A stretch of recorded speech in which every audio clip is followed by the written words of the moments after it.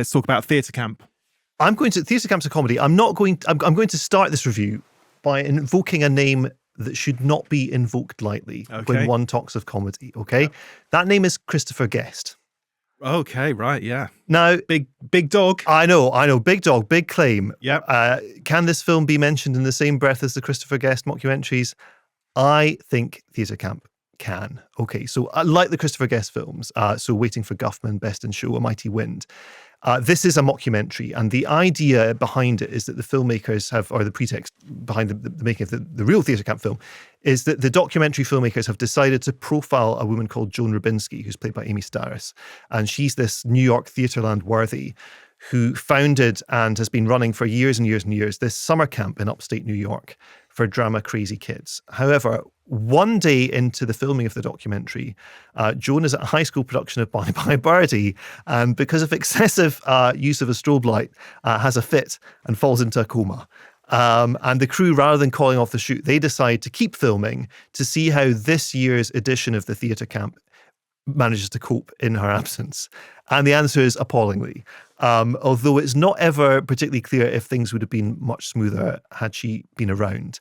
Here's a clip of the campers in action. Most pressing matters are in the main stage. Right now, the cyclorama is buckling. It needs to be re-anchored. We're going to need to prioritize the remaining equipment for the musicals, which means the straight plays are going to have to be acoustic, which is actually how they do it on Broadway. Could I just cut you off real quick? It seems like you got a pretty good handle on this, so I'm just going to take understanding a word you're saying off my list and let you take it from here, brother. Okay. Quick question, though. What's a straight play? There are musicals and then there are straight plays. So then what would be a gay play? I guess a musical. Oh, cool. So the guy asking the questions there is Joan's son, Troy, played by Jimmy Tatro, who's a business vlogger, i.e. Unemployed.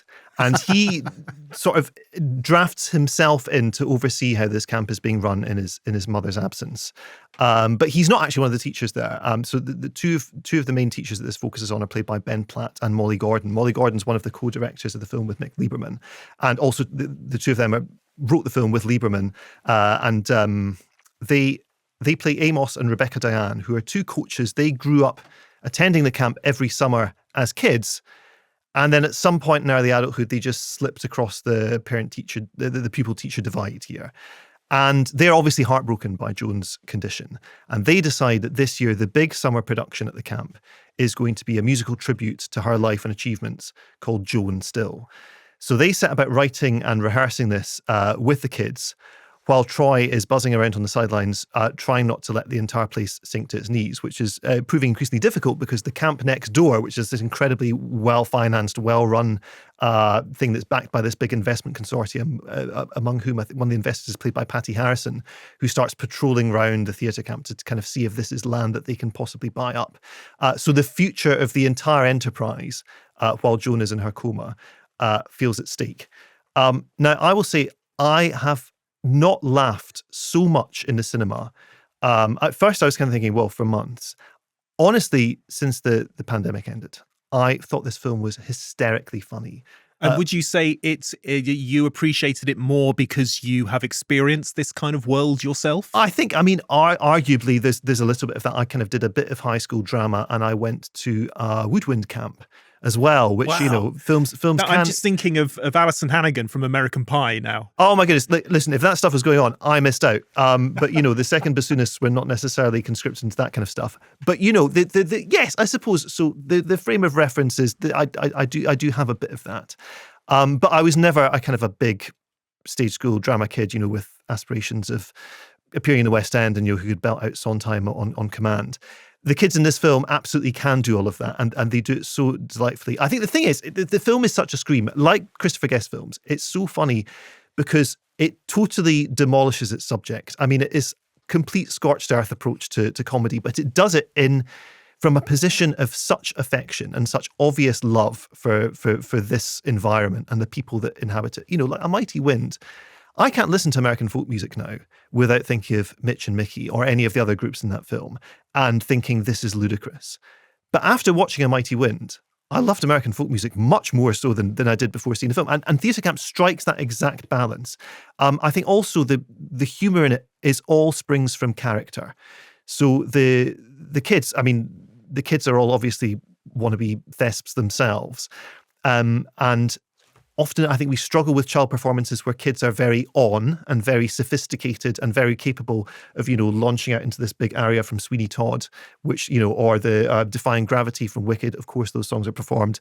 But the thing is, the mockumentary framing really nicely undercuts that, because you see the kids being on, but then you also see them being off. So you're not kind of asked to stomach 30 incredibly stage schooly children running around all the time, and that just being how the film is. You get the break from that, which is lovely. The way that the grown-up characters are conceived as well, I mean, it's that weird Christopher Guest-like mix of, you have never seen anyone like this before in your life. I mean, they are just completely sui generis bananas.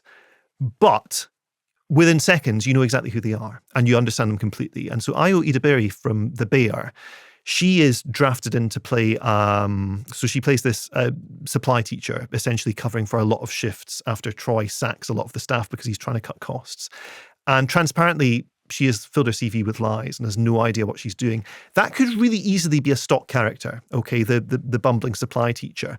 But the way in which Eddie Beery plays her is so specifically odd in every scene that it's incredibly compelling and incredibly funny. And I think also, having been tenderized by this great comic material for, 80 or so minutes, when it comes time to deliver the musical performance itself, which of course caps the film, just as the big concert in A Mighty Wind capped that film, or the dog show in Best in Show, I was really moved. I was sobbing away, after an hour of crying with laughter, I was crying with crying. And it was just such a beautiful end to the experience. Look, I can honestly see myself watching Theatre Camp again and again and again, like these Christopher Guest films. It has such kind of built-in longevity. It's even quite hard to quote the jokes from it because they all spring from character. One of the funniest things in it is how Ben Platt holds his hand up to stop the kids applauding after Molly Gordon tries to improv her way completely hopelessly through a musical number. And, you describe that and you think, okay, fine.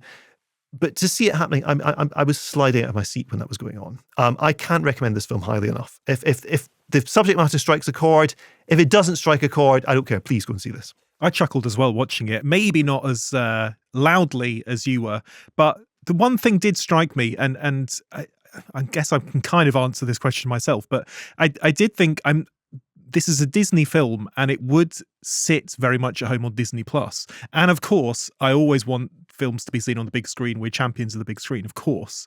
But I worry a little how it will survive on the big screen.